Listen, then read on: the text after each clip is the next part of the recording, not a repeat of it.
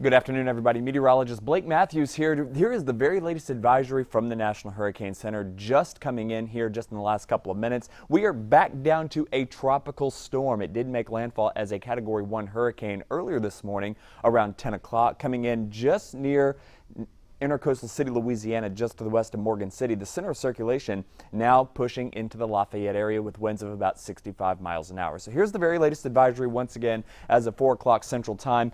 There's the location, winds 65 miles an hour. These are supposedly sustained winds. Thankfully, we haven't seen at least officially winds of that high, but nonetheless, it's certainly possible in some of the heavier squall bands. And the movement there to the north-northwest at 7 miles an hour, that pressure up to 997 millibars. That's important because if you watched the morning show this morning, the pressure was down to 991. So remember, as that pressure goes up, that storm begins to weaken. So that's certainly good news that we are on a downhill trend as far as the storm goes. It is beginning to weaken now that it has made landfall. Here's another look at it right there.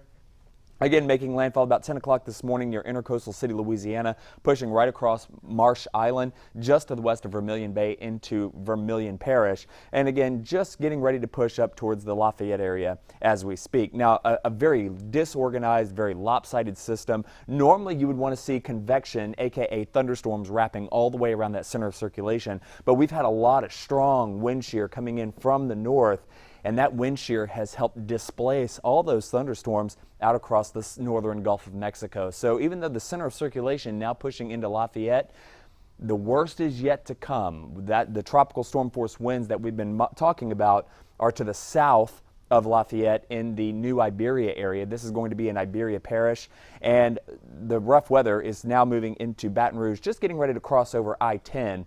So that the I-10 is really the dividing line as to where the tropical storm conditions are versus where it's actually a pretty nice day. So those of you in South Louisiana, if you have friends or family over there that are watching, things going to continue to go downhill over the next couple of hours as this storm continues to make its way inland. Here's a look at the cone, brand new. We're pretty much done with the cone at this point. Going to move up through northern Louisiana into Arkansas, Missouri as a very heavy rainmaker across the Mississippi River, where it's certainly they do not need any more water, because remember, even